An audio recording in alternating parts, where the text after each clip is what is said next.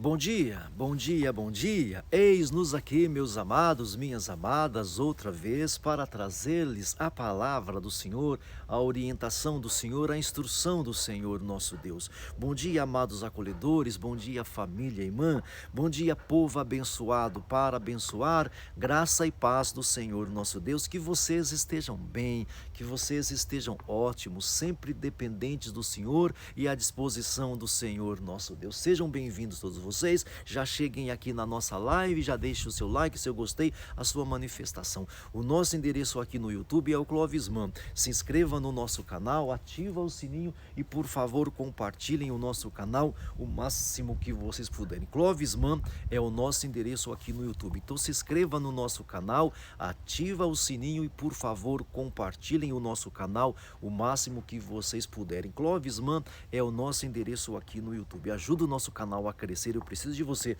Clovisman é o nosso endereço aqui no YouTube, tá bom? Assim, já deixou seu graça e paz, sua saudação, aquele desejo mais profundo de um dia abençoado? Escreva aí assim: eu desejo a todos um dia abençoado, um dia de sucesso, um dia de excelência na presença do Senhor nosso Deus. Amém? Vamos à palavra do Senhor agora, uma vez que você já deixou a sua saudação. Nós estamos no livro do profeta Isaías, nós estamos no capítulo 37, a segunda parte da mensagem, tá bom? Esse capítulo 37 nós resolvemos fazer em duas ou talvez três partes, tá bom? É o capítulo 37 a partir do versículo 14. O Ezequias, ele se humilhou diante do Senhor, ele se rendeu perante o Senhor, ele confessou a sua limitação e o Senhor já começou a agir. E muito embora o inimigo vai cair reclamando, o inimigo vai cair blasfemando, vai cair afrontando o Senhor, tá bom? Mas é a partir do verso 14 do capítulo 37 que nós vamos fazer hoje. Vamos ler o texto e a gente tira algumas lições para nós, tá bom? A partir do verso 14 diz assim: a oração de Ezequias. Ezequias recebeu a carta das mãos dos mensageiros e a leu. Então subiu ao templo do Senhor e estendeu-a diante do Senhor. E Ezequias orou ao Senhor: Senhor dos exércitos, Deus de Israel, cujo trono está entre os querubins, só tu és Deus sobre todos os reinos da terra. Tu criastes os céus e a terra. Dá ouvido, Senhor, e escuta, abre os teus olhos, Senhor, e vê. Ouve todas as palavras que Senaqueribe enviou para zombar do Deus vivo. É verdade, Senhor, que os reis assírios fizeram de todas essas nações e dos seus territórios um deserto. É verdade. Atiraram os deuses delas no fogo e os destruíram, pois não eram deuses, eram apenas madeira e pedras moldadas por mãos humanas. Agora, Senhor nosso Deus, salva-nos das mãos dele, para que todos os reinos da terra saibam que só tu, Senhor, és Deus. Então Isaías, filho de Amós, enviou uma mensagem a Ezequias. Depois disso, lá no templo, Ezequias orando, o Isaías lá onde ele estava, ele enviou mensagem ao Ezequias: assim diz o Senhor, o Deus de Israel. Gente, é um dos relatos mais impressionantes que nós temos na Bíblia Sagrada, né? Assim diz o Senhor, o Deus de Israel: ouvi a sua oração acerca de Senaqueribe, o rei da Síria. Esta é a palavra que o Senhor falou contra ele. A virgem filha de Sião o despreza e zomba de você. Eu queria aprender a escrever assim, eu queria aprender a falar assim. É de uma beleza literária fenomenal, não é não? A filha de Jerusalém meneia a cabeça enquanto você foge. De quem você zombou e contra quem você blasfemou? Contra quem você levantou a voz e contra quem ergueu o seu olhar arrogante? Contra o Santo de Israel. Sim, você zombou do Senhor por meio dos seus mensageiros. Você declarou: com carruagens sem conta, subi aos pontos mais altos das montanhas e às inacessíveis alturas do Líbano. Cortei os seus mais altos cedros e os seus melhores juníperos. Entrei nas suas regiões mais remotas e nas suas mais densas florestas, em terras estrangeiras, cavei poços e bebi água. Com as solas dos meus pés sequei todos os rios do Egito. Você não ouviu que há muito tempo eu já havia determinado tudo isso? Desde a antiguidade planejei o que agora faço acontecer, que você deixaria em ruínas cidades fortificadas. Os seus habitantes sem forças desanimam envergonhado, são como plantas no campo, como brotos tenros e verdes, como ervas no telhado, queimadas antes de crescer. Eu, porém, sei onde você está, sei quando você sai e quando você retorna, como você se enfurece contra mim, sim, contra mim você se enfureceu, e a sua insolência chegou aos meus ouvidos, por isso porei o meu gancho no seu nariz e o meu freio na sua boca, e o farei voltar pelo caminho por onde veio.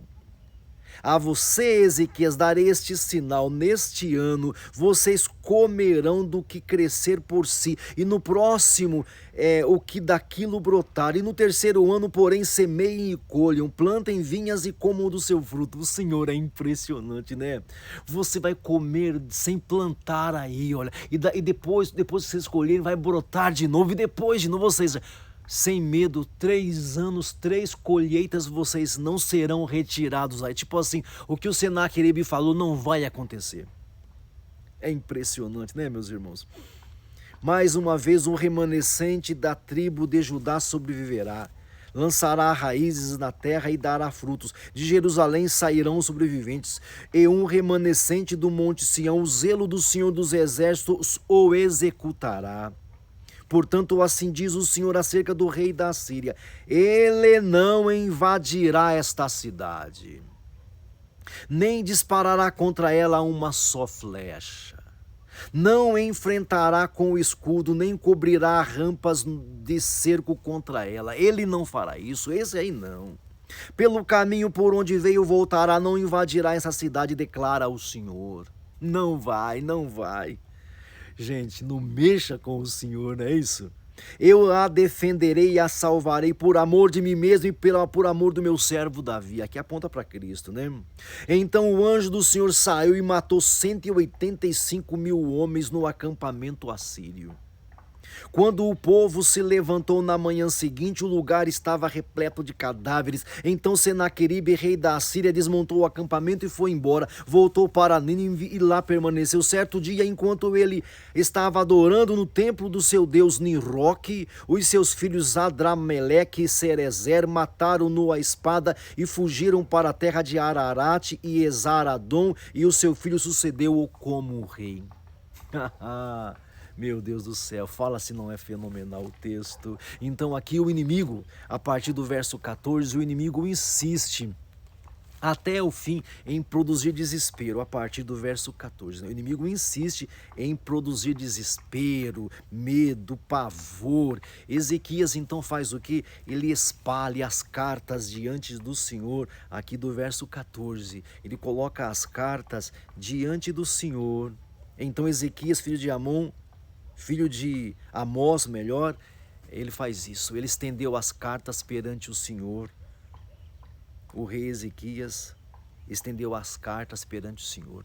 Ele leva a ameaça para a presença do Senhor Deus. Ele coloca tudo de frente do Senhor. Em vez de se desesperar, em vez de se apavorar, ele não faz isso, ele ora, ele coloca, olha, Senhor, olha as palavras dele, que o Senhor já sabia, né? O Senhor já conhecia, ele ora, ele clama, ele busca ao Senhor. A segunda oração de Ezequias já, né? A segunda oração a partir do verso 15, né? A oração reconhece quem Deus é. Não é assim que uma boa oração começa? Reconhecer que o Senhor Deus é Deus, que Ele é soberano, Ele reconhece que Ele é Criador, ele reconhece que Ele é o único Deus verdadeiro. É o que ele está orando a partir do verso 15, que é o único Deus verdadeiro. Percebe? Ele mostra que a afronta é real, ele mostra que a ameaça é concreta, ele deixa isso claro. E ele diz para que todos saibam que o Senhor é Deus. O centro não é o centro da oração do Ezequias não é apenas sobreviver, gente, não é apenas sobrevivência. O centro da oração do Ezequias é a glória de Deus, é o nome de Deus, é a fama de Deus, é o Senhor Deus. Este é o centro da oração do rei. E aí vem a resposta profética. É impressionante a rapidez da resposta profética. Deus responde através do Isaías. O rei está aqui orando e o Isaías está aqui já mandando a resposta. E aí o Isaías diz assim: eu ouvi a oração, eu vi a arrogância da Síria, do Senaqueribe. Eu reconheço que ele está sendo orgulhoso. Eu reconheço.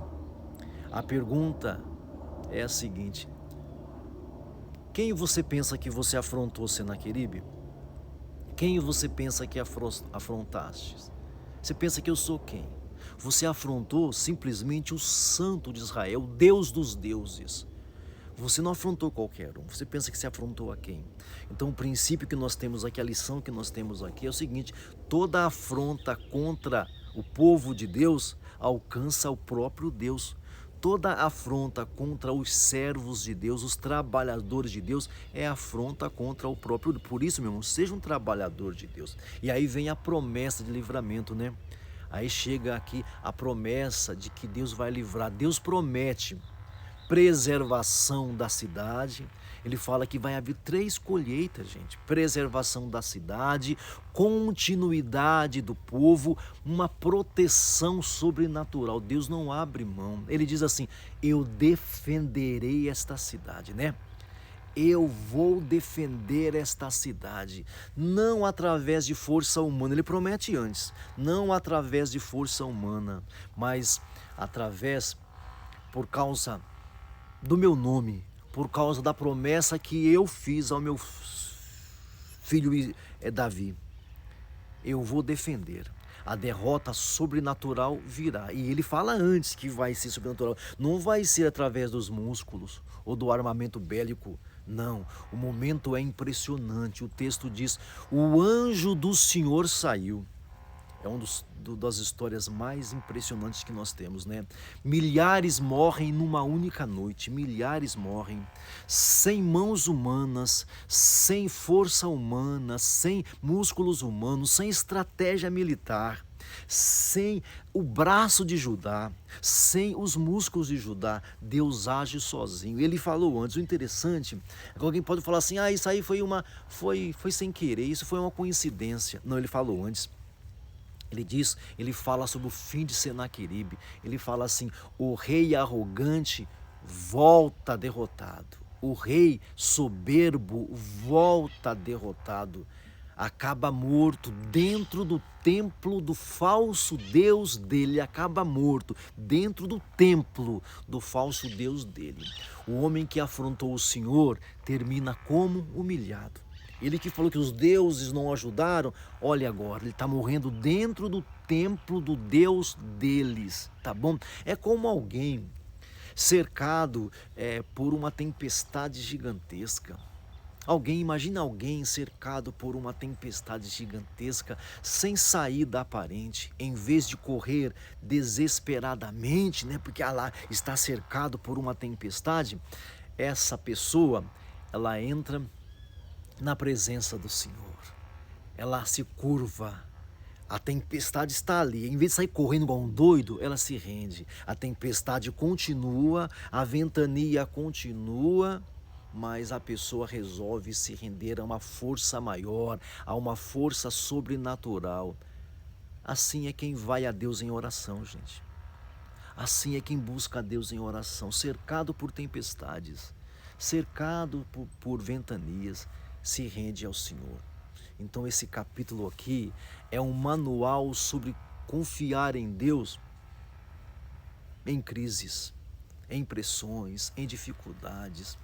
As crises devem levar a gente a buscar o Senhor. As crises devem levar você a buscar o Senhor. O Ezequias não fugiu, ele correu para os braços do Senhor.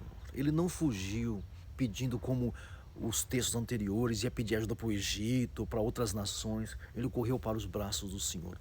A oração é uma arma poderosa. A oração, você tem essa arma aí. Você deve levar as cartas, as ameaças, as crises diante do Senhor. O rei, ele colocou as cartas diante do Senhor, porque o Senhor Deus conhece. Deus conhece todas as coisas, Deus sabe de tudo, nada passa desapercebido, nada fica sem o conhecimento do Senhor. A oração é uma arma poderosa, que você faça isso. O orgulho humano vai ser tratado. O Senaqueribe, quando ele falou ali, ele parecia invencível. Vamos falar a verdade, gente. O texto é fenomenal. O Senaqueribe parecia, ele tinha realmente aquela fama, ele fazia aquilo mesmo. Deus pode agir na sua vida, da mesma forma que ele agiu na vida do rei Ezequias. Nem toda a vitória vem por esforço humano, gente. Muitas vezes é rendição, muitas vezes é humilhação, muitas vezes é se humilhar perante o Senhor, é buscar a face do Senhor, é depender do Senhor. O que você precisa, de repente, colocar na presença do Senhor Deus hoje, hein? A sua reação à crise tem sido desespero ou humilhar-se perante o Senhor? Você tem corrido de Deus ou para o Senhor Deus em oração, hein? Você tem corrido de Deus ou tem corrido para Deus em oração? Hoje, através desse capítulo 37, o Senhor Deus chama você e chama a mim. Ele chama a sua atenção, ele chama a minha atenção. Em vez de ficar com medo, vamos orar. Em vez de batalhar as nossas batalhas, vamos levar nossas batalhas para a presença do Senhor. Vamos confiar no Senhor, mesmo que aparentemente não tenha saída. Talvez exista alguma coisa te ameaçando. Que tal se você colocar diante do Senhor? Não dê vazão ao medo, não, cuidado, não faça isso. Às vezes uma enfermidade, às vezes uma crise, uma pressão, às vezes algo impossível. Confia no Senhor. Coloque diante do Senhor, coloque. Deus continua ouvindo orações, gente. Oração ainda é uma arma poderosa, viu? Oração ainda funciona. Tem gente que não crê mais em oração, né? Oração continua sendo uma arma poderosa. Esse capítulo 37 aponta para a confiança perfeita demonstrada por Cristo Jesus. Aponta para isso. Cristo confiou plenamente no Pai. A cena da crucificação é feia, meu irmão, mas ele confiou. Ele venceu o mal sem armas humanas, demonstrou dependência do Senhor Deus, dependência do Senhor Deus. Em Cristo Jesus nós encontramos segurança palpável, concreta, perceptível, segurança para enfrentar qualquer crise. Você tem a Cristo, meu amigo. Eu tenho a Cristo, nós temos a Cristo. Dependa dele. Olha, ele disse, ninguém vem ao Pai senão por mim. Nós temos um caminho fenomenal. Isaías capítulo 37 deixa algumas lições para nós. Crises devem nos levar à oração. Deus ouve clamor, ouve oração, Deus não mudou. O orgulho humano sempre é algo contra Deus. Deus sempre vai agir de forma sobrenatural. A oração move ao Senhor Deus. A oração move o Senhor em nossa direção. A vitória pertence ao Senhor.